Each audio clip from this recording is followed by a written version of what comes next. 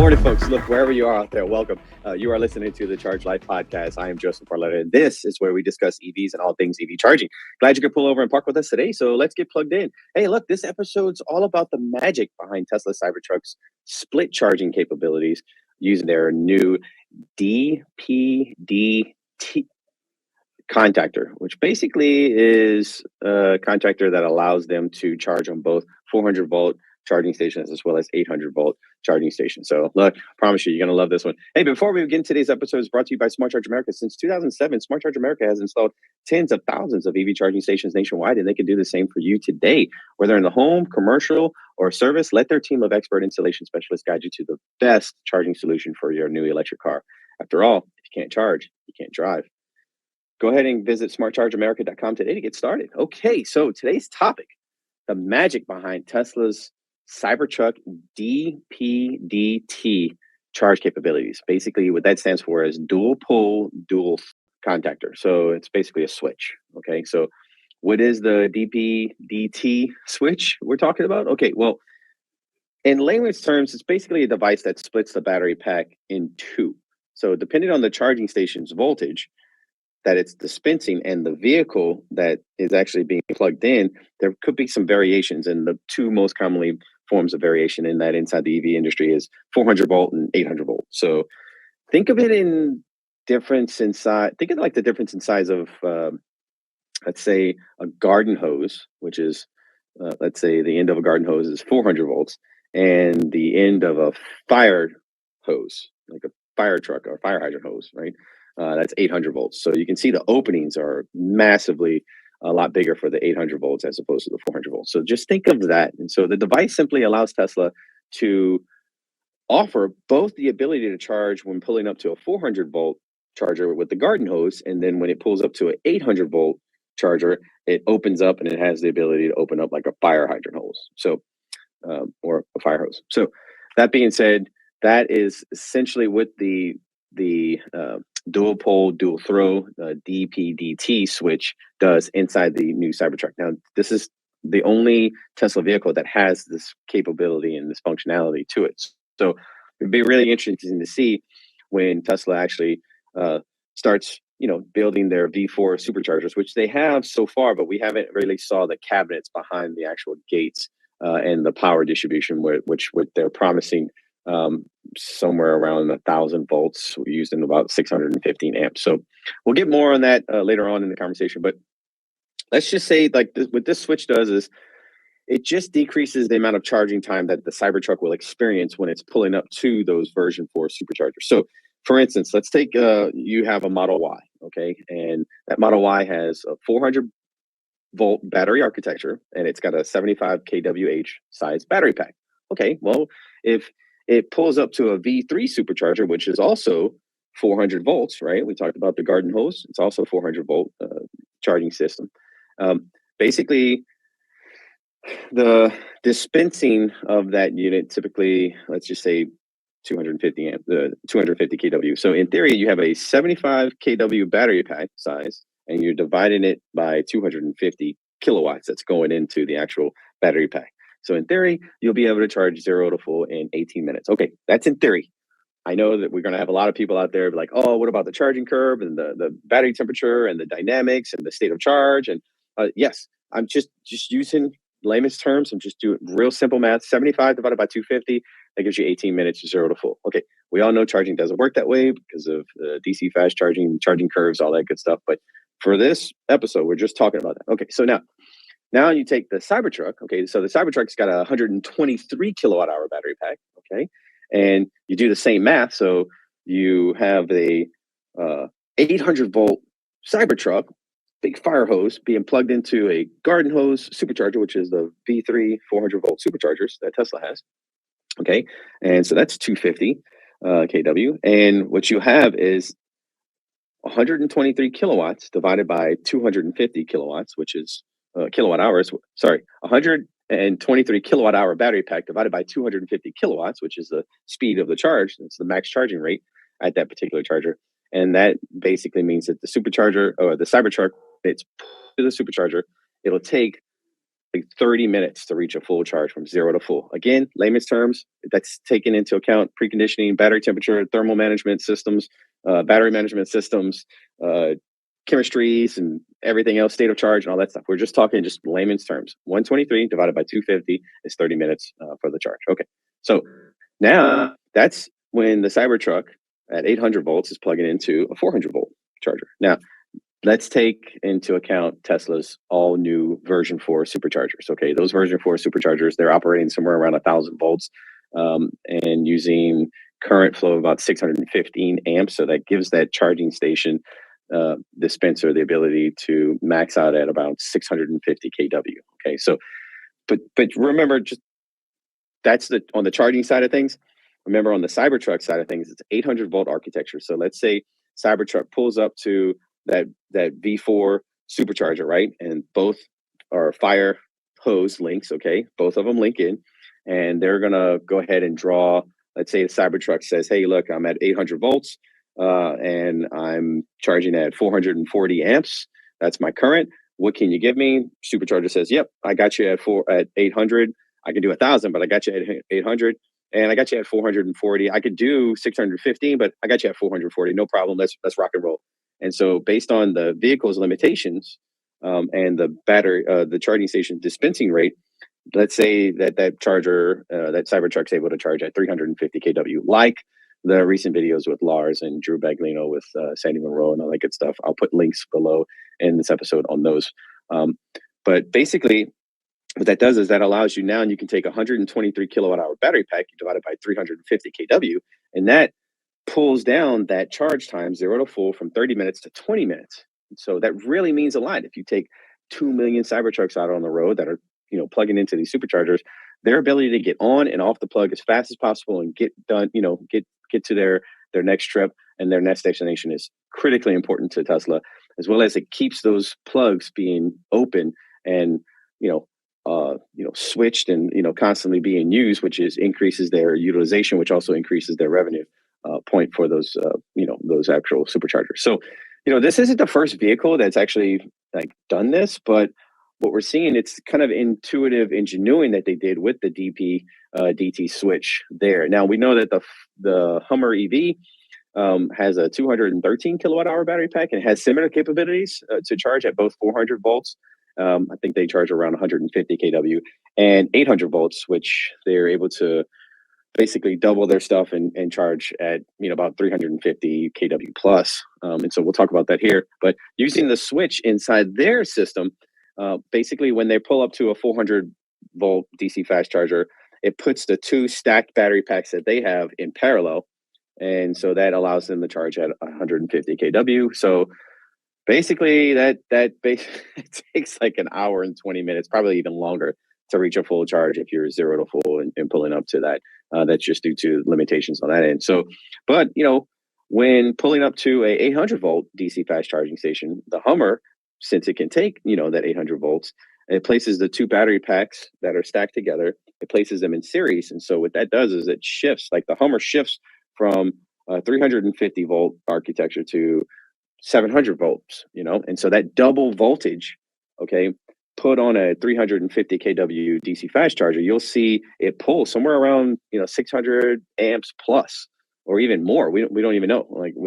We don't have enough data here to from our studies and what we've seen to be able to determine. But we've seen about 365 kW is the max kind of peak power rating from what we're seeing out of the 350 kW EA chargers that we've seen the Hummer actually charge, up on. So not sure what will get out of the Tesla superchargers once it's, let's say, the Hummer connects to a V4 supercharger. So that'll be interesting to see how that dynamic works. But we'll have more. We'll probably do an episode next year on that particular thing. But again, we talked about the high voltage between the car and the charger, and you have to figure out, what charging station you're going to, whether it's a 400 volt charger or if it's 800 volt charger. And then you have to know your vehicle, whether or not the vehicle sits on a 400 volt architecture or an 800 volt architecture. So they are pretty much kind of the same. But if you look at the Tesla superchargers in general,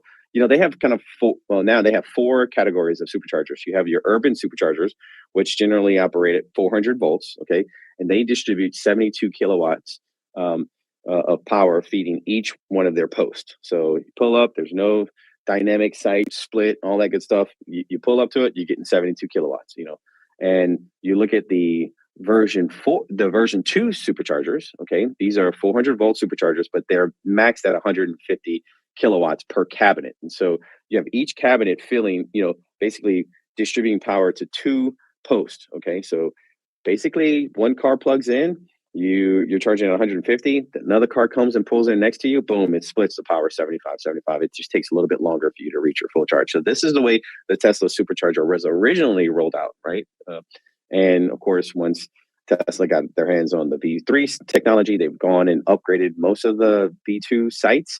And they also have been installing at record numbers the V3 versions, which are still 400 volt chargers, but you're looking at 250 kW cabinets. And those cabinets basically feed 4 posts each. And so, I mean, technically the cabinets are like 375 kW each that are feeding those 4 posts, but that allows you to get 250 kW at each one of those posts, no matter where you plug in. But it ultimately depends, again, your charging curve, preconditioning batteries, your state of charge, all of that stuff, to where they know that they can distribute 250 kW to a car for like 10 minutes. And then as it tapers, then it gives another car 250, so, and that's all the way up to 370. That's how it does that through its kind of intuitive linked system that they link these DC buses between charging cabinets that allow for optimal site power level distribution. And so that's really unique. That's like we've seen Tesla's like kind of the only ones that are doing that right now. And so they're planning on doing that. You could just expect them to do that with their version 4 DC fast chargers, what we'll talk about now. So this is their 4th model, the version 4, which is coming in at 800 volts. Okay, we're probably going to see the cabinets somewhere around 350 kW per cabinet, feeding 4 posts, maybe even more. What we know on the dispenser side of things is the dispensers have the ability to dispense at 1,000 volts using about 615 amps. So that's a pretty heavy load, 615 kW that can come out of each one of those dispensers. So it's all about what we see those cabinets behind the fence actually able to be able to generate. But keep in mind that Tesla has that linked kind of DC links. So I call them DC links because it's basically DC bus bars that are I guess built between each one of the actual charging cabinets on site behind the fence that allows for, again, optimal site power level distribution. So it's really unique, really intuitive for the Tesla Supercharger community. So all things considered, if you look at the vehicles that are currently operating at that 800 volt, the Cybertruck just released, yes, they are operating at 800 volts, but you also have the, the Audi e-tron GT. You have, I believe, the Taycan, the Ioniq 5, EV6, as well as the Lucid Air. So we see those, and when it comes to those types of vehicles being able to use the Tesla supercharging network, with the Magic Dock or with an adapter, there are some limiting factors where we always hear about, let's say, a Lucid, Air plugging into a Tesla supercharger, and it's only able to get 50 kW. Well, how is that possible? It's 800 volt architecture vehicle. It's pulling up to a 400 volt, charger. It should be able to get a little bit more than just 50 kW. Why is that the case? Well, it's because it not only dumbs down and cuts the actual voltage in half, but it also has a limiting power factor of the amount of amps that it's actually able to take. So that's kind of how you have that particular setup there. So if you remember, the most common thing to understand when we're talking about all of this is that when it comes to power, okay, it's volts times amps equals power.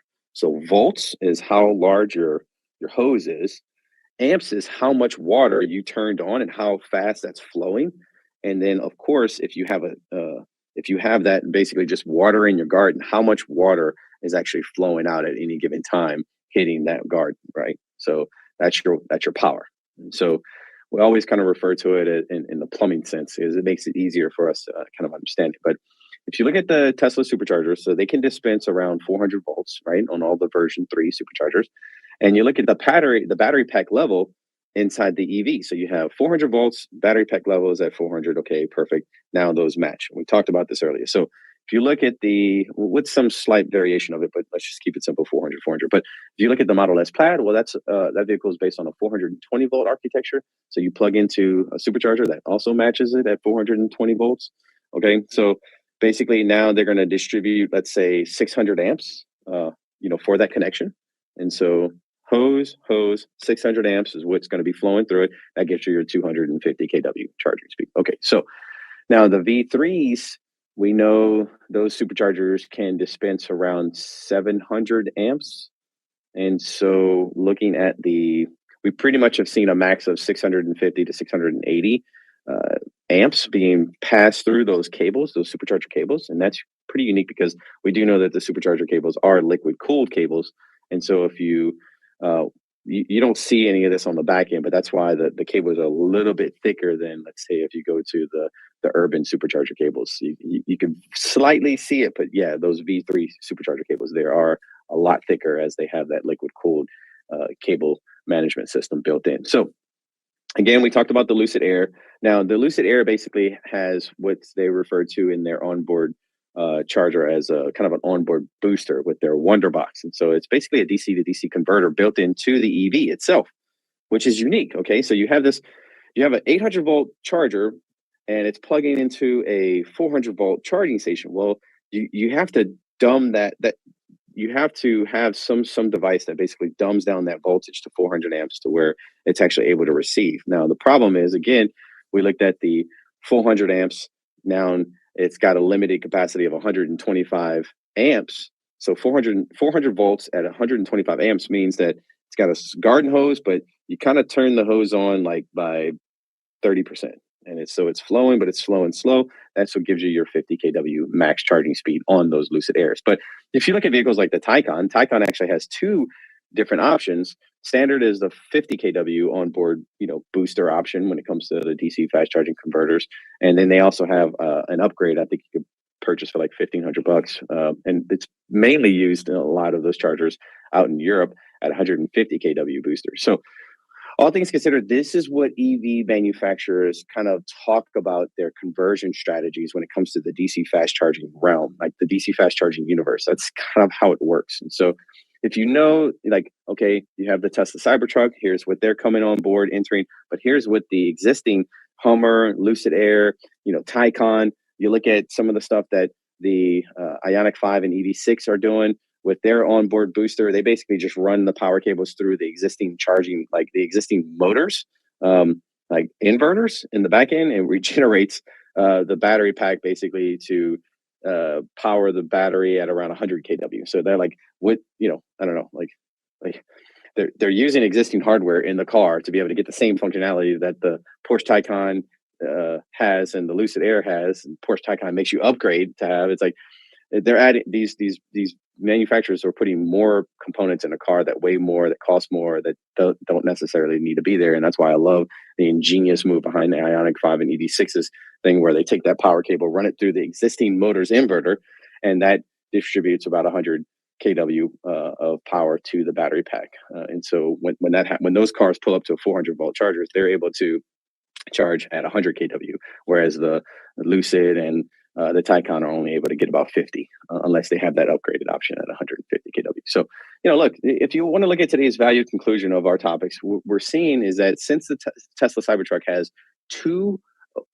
they have 4 200 volt battery units inside its structural battery pack running in series. Okay. So that basically means that they're comprised of an 800 volt architecture using that. The DPDT switch allows the Cybertruck to switch between charging at 400 volts and charging at 800 volts without any losses or any hindrance with regards to that amperage like the other vehicles have. So that allows the charging speed to, let's say, at the 400 volt side, 30 minutes. At the 800 volt side, 20 minutes. It just reduces the amount of charging time that's necessary to charge the massive battery pack inside the Cybertruck. And so, look, once we get our hands on the Cybertruck and we are able to charge it at a fully functioning V4 Supercharger, we'll be able to learn more about the charging curve and kind of how they act given, the difference when charging at 400 volts and 800 volt environments. And so we're really super stoked on that particular end to kind of share and discuss that and kind of get into the real the real math behind that. But look, I want to thank you so much to our listeners and our subscribers for their time. I hope this episode has brought you a little bit more value to your day. I know we're all better for it. I love you. And yes, we can't do this without you. So I appreciate you so much for joining us today. Go ahead and click the thumbs up icon again. Like, share, comment, subscribe to our channel if you think we earned it. And thanks again for charging up with us today. Keep in mind, you can always find us at smartchargeramerica.com. And remember, folks, if you can't charge, you can't drive. We'll see you next time.